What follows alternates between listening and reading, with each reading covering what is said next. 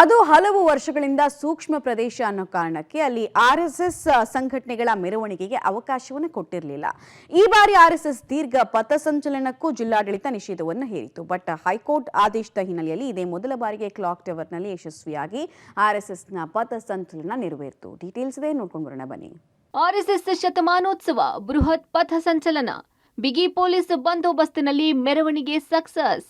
ಕೋಲಾರದಲ್ಲಿ ಆರ್ಎಸ್ಎಸ್ ಶತಮಾನೋತ್ಸವದ ಅಂಗವಾಗಿ ಬೃಹತ್ ಪಥ ಸಂಚಲನವನ್ನು ಆಯೋಜಿಸಿದ್ರು. ಕೋಲಾರ, ಚಿಕ್ಕಬಳ್ಳಾಪುರ ಹಾಗೂ ಬೆಂಗಳೂರು ಗ್ರಾಮಾಂತರ ಜಿಲ್ಲೆಯಿಂದ ಆರ್ಎಸ್ಎಸ್ ಕಾರ್ಯಕರ್ತರು ಭಾಗವಹಿಸಿದ್ದರು. ಮೊದಲಿಗೆ ಕೋಲಾರದ ಕ್ಲಾಕ್ ಟವರ್ ಬಳಿ ಪಥ ಸಂಚಲನಕ್ಕೆ ಜಿಲ್ಲಾಡಳಿತ ಅನುಮತಿ ನೀಡಿರಲಿಲ್ಲ.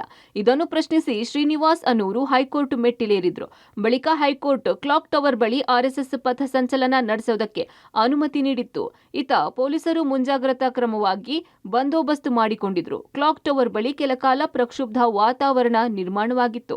ಇನ್ನು ಹೆದ್ದಾರಿಯಿಂದ ಕ್ಲಾಕ್ ಟವರ್ ವರೆಗಿನ ಎಲ್ಲ ಅಂಗಡಿ ಮುಂಗಟ್ಟುಗಳನ್ನು ಬಂದ್ ಮಾಡಿಸಲಾಗಿತ್ತು. ನಂತರ ಸ್ಥಳೀಯ ಮುಸ್ಲಿಂ ಮುಖಂಡರುಗಳನ್ನ ವಿಶ್ವಾಸಕ್ಕೆ ತೆಗೆದುಕೊಂಡು ಪರಿಸ್ಥಿತಿಯನ್ನು ಅರ್ಥ ಮಾಡಿಸುವ ಪ್ರಯತ್ನ ಮಾಡಿದ್ರು.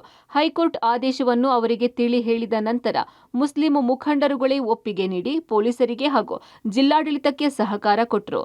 ಅಲ್ಲಲ್ಲಿ ಸೇರಿದ ಮುಸ್ಲಿಂ ಯುವಕರ ಗುಂಪನ್ನ ಮುಖಂಡರುಗಳೇ ಕಳಿಸಿ ಪೊಲೀಸರಿಗೆ ಸಹಕಾರ ನೀಡಿದ್ರು. ಸ್ಥಳದಲ್ಲಿ ಕೇಂದ್ರ ವಲಯ ಐಜಿಪಿ ಮೊಕ್ಕಾಂ ಹೂಡಿದ್ದರು. ಒಕ್ಕಲೇರಿಯಿಂದ ಹೊರಟ ಆರ್ಎಸ್ಎಸ್ ಪಥ ಸಂಚಲನ ಕ್ಲಾಕ್ ಟವರ್ ಬಳಿ ಬಂದಿತ್ತು. ಯಾವುದೇ ತೊಂದರೆ ಇಲ್ಲದೆ ಜೂನಿಯರ್ ಕಾಲೇಜು ಮೈದಾನದಲ್ಲಿ ಅಂತ್ಯಗೊಂಡಿತು.